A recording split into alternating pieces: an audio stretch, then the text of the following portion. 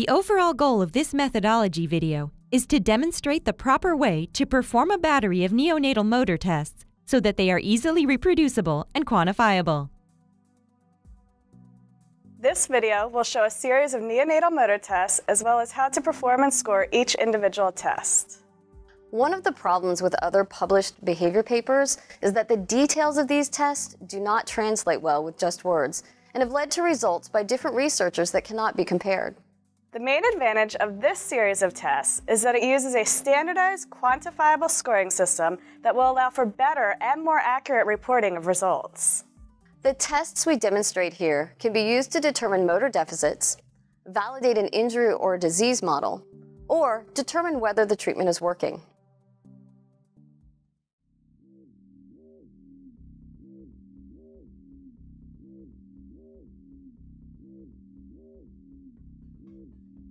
Crawling develops in the mouse pup within the first 5 postnatal days.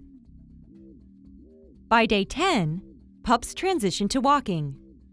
Therefore, the ambulation test is performed on day 8. Begin by placing the mouse in a clear enclosure where it is visible from all sides.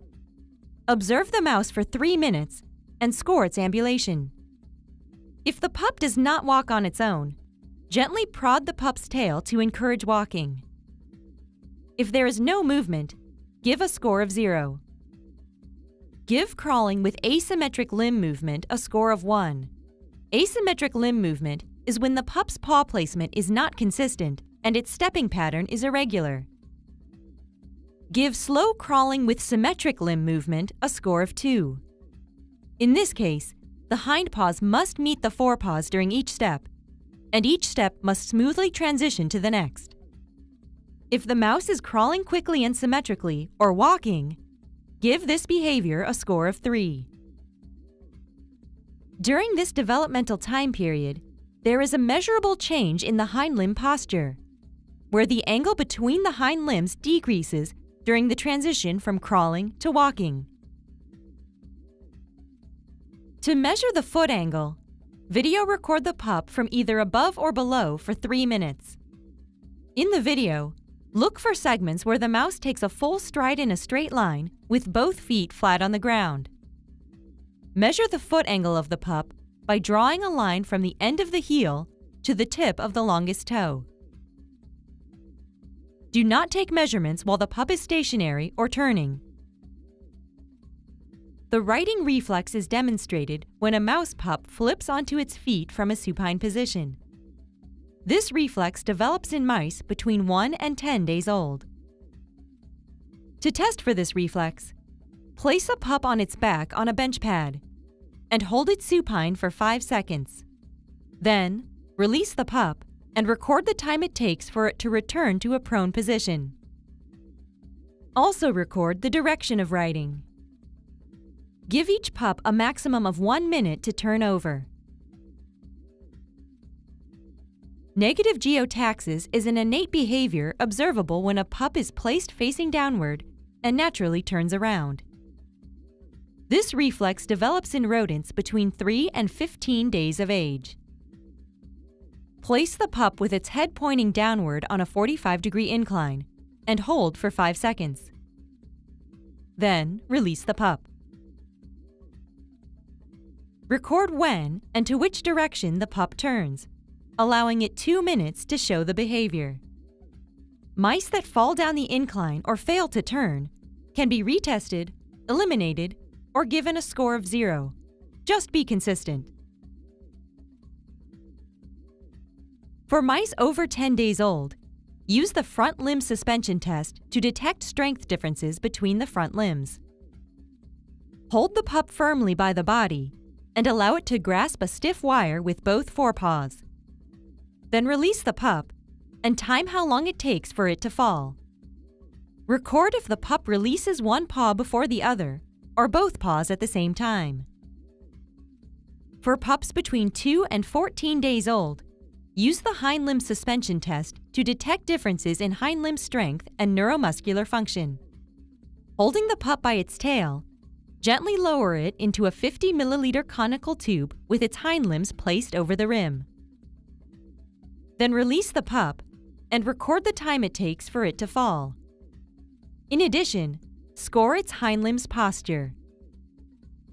Give a score of 4 if the hind limbs are separated normally and the tail is raised. If the hind limbs are closer together but they seldom touch, give the pup a score of 3. Score a 2 if the hind limbs are close to each other and often touching. Score a 1 if the hind limbs are almost always in a clasped position with the tail raised. And score a 0 for constant clasping of the hind limbs with the tail lowered or failing to hold onto the tube for any period of time. When a pup attempts to lift its body using its hind limbs, this is considered a pull. These can be counted and recorded as well. The grip strength test examines the strength of all 4 paws at the same time. Grip strength can be determined as early as 5 days and as late as 15 days old. Place the pup onto a piece of fiberglass screen. Allow the pup to adjust to this environment for about 5 seconds. Then, slowly invert the screen to 180 degrees. When the pup falls off, record the angle of the screen. If the pup is able to hold onto the screen when it is fully inverted, record the latency for it to fall. Use the grasping reflex to determine specific paw grasping deficits. This reflex usually appears between 3 and 15 days. To begin, grip the pup by the scruff of its neck. The pup should become instinctively immobile and relaxed. Next, stroke the bottom side of each paw with the blunt, rounded side of a razor blade and record the presence or absence of grasping. Then, using the equation provided in the text, calculate the pup's paw preference. The Cliff Aversion test measures the pup's labyrinth reflexes, as well as strength and coordination. The test can be used on pups from postnatal day 1 to 14. For this test, use a box with a flat, elevated ledge. Pre-scent the box with at least 5 mice. Now, place a pup on the edge of the box with its forepaws, digits, and snout suspended over the edge. Then release the pup and start the timer. Record the time it takes for the mouse to turn away from the edge. Allow at least 30 seconds to complete the test. If a pup falls, it may be retested. See the text for more details.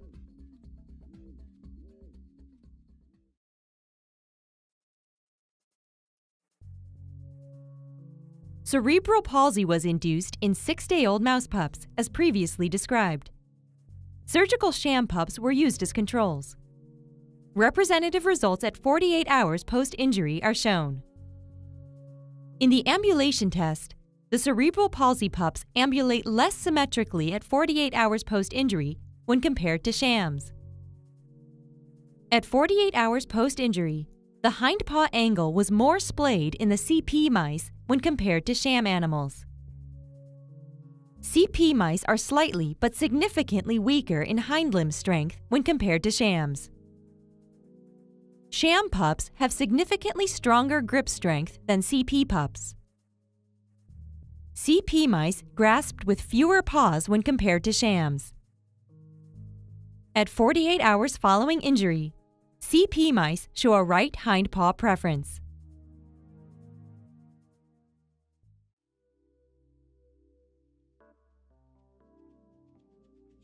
By using this set of neonatal motor tests, results from different research groups can be reliably reported and compared. When performing these tests, make sure to be consistent. The mice are young and need rest between trials. In addition, they need to be kept warm and returned to the dam occasionally for feeding. Be sure to perform these tests at the same time of day for greater consistency and accuracy of results. Also, refer to the written text for more specific details, including a distinction between non-participation and the inability to perform a task, as well as other helpful hints.